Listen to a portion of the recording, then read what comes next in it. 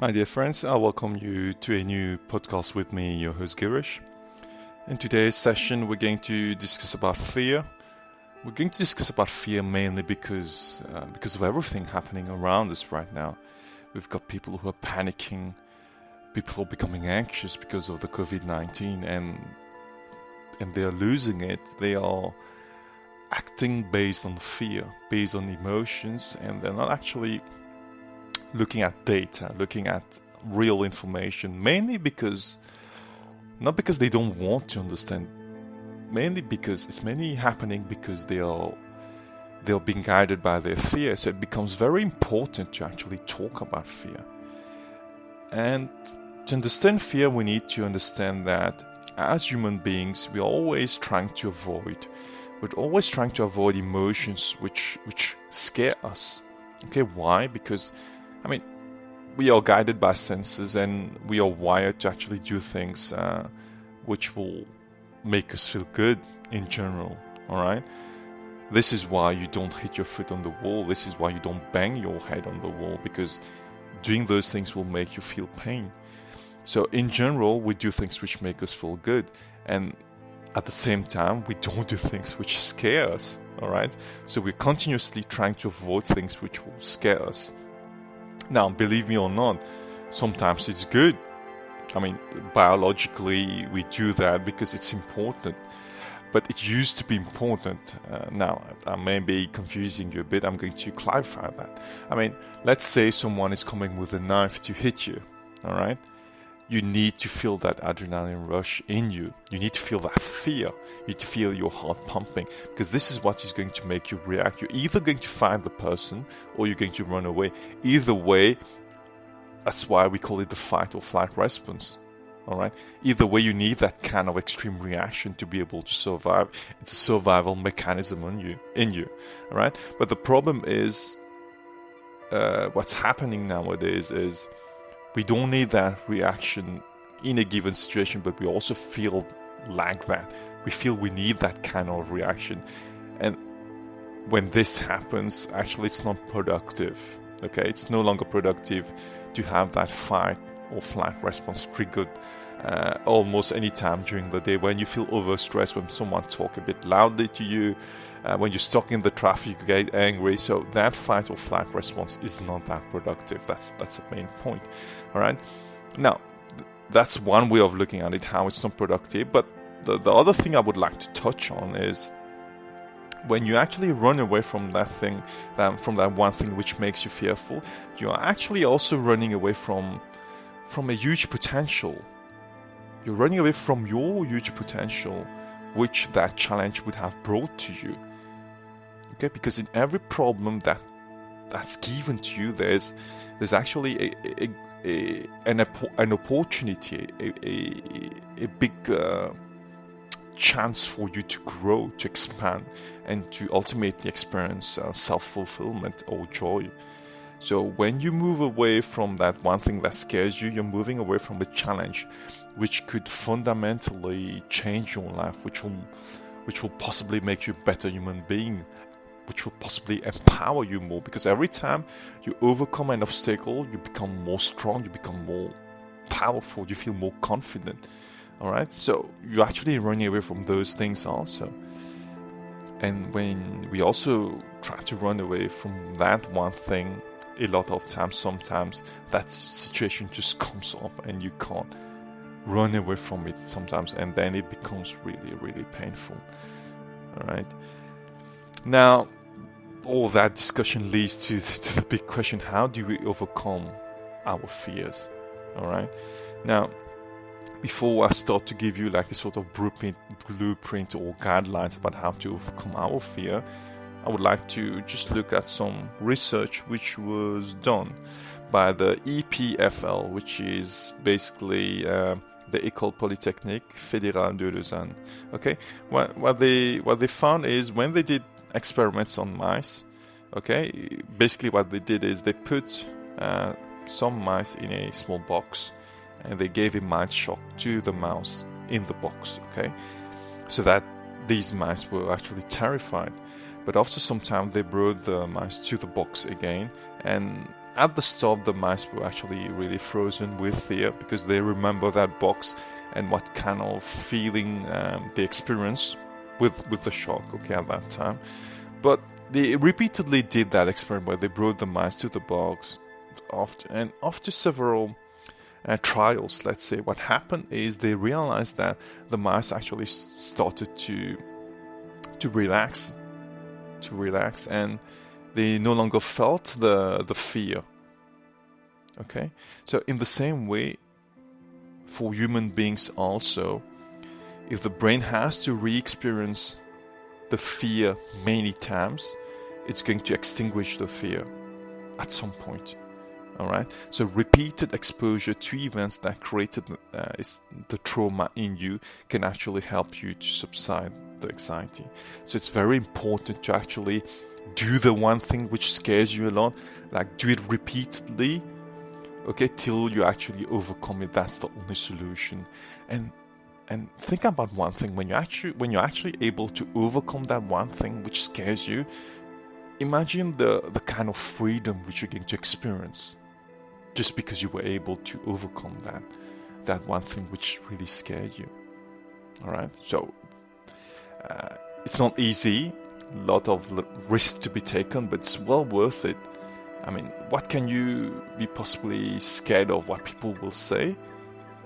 Okay, are you scared of losing? It's fine. I mean, you need to lose a lot to be actually able to win ultimately. Okay, the aim is winning, not the number of losses you're going to have till you win. So it's something to bear in mind. Now, what are the tips? What are the things we can do? The first tip I'm going to give you is actually linked to what we just discussed, and it's going to be about sitting with your fear. So every day, you need to sit with your fear for 2 to 3 minutes. That one thing which scares you, you need to do to close your eyes and live that one thing which scares you every day for 2 to 3 minutes. Now, when you do that, it's not going to be easy. A lot of emotions will come up, but the way you practice it is that you let the emotions come up and they go. They're all like clouds in the sky. They appear and they disappear. Okay, you need to actually become detached from these emotions, and this practice is very important. Second tip I will give you is actually about being grateful. Okay, being grateful for a number of things you have in your life. Even if we have all the chaos around us right now with the virus, there are still a lot of things you could be grateful for. Grateful for what? Maybe grateful for having an amazing family, grateful for having friends, grateful for being in good health right now, grateful for actually being still alive, being able to breathe. There are so many things you can actually be grateful for. All right. And the third tip would be actually reminding you that the anxiety or the fear, okay, all these emotions which you think are bad, they represent a storehouse of wisdom. Okay, because it's out of these obstacles that you learn, you grow, and you become wiser. So in that way, the obstacle is the path. It's good to have challenges because you grow out of challenges. If everything is easy to you, you'll never grow. You just stay stagnant. So these challenges are actually very important. And there is an exercise, in fact, which you can do, which is about, you can actually talk to the anxiety in you. You can write a letter. You can start by saying, dear anxiety, I'm no longer intimidated by you now because the challenges you're bringing me will actually make me grow. So you actually try to make peace with the anxiety within you by actually writing a letter to the anxiety in you. These things work. Right now, you may be giggling when I'm talking to you, but do those things, you realize that the more you confront the thing that makes you more scared, more fearful, you're actually tackling the things which will lead to empowerment. And this is what I'm aiming for by creating this podcast right now, to empower you, to make you less fearful and more grateful. All right. If it's possible to exercise, the fourth tip would be about exercising. Exercising helps you to focus, keeps you in good shape, and keeps your mind sharp also. Now, if it's not possible to go outside, you can still do indoor exercising, you can still do breathing exercises, you can do lots of things. Alright? And number 5 would be the use of humor to deflate your worst fears. I mean, you could be joking about the things which scare you. I usually joke about being fearful of the height. Okay, if I go on the plane, I need to feel grounded, so I need to touch the floor with my feet, or I need to touch something to make me realize that I'm not, flying really high.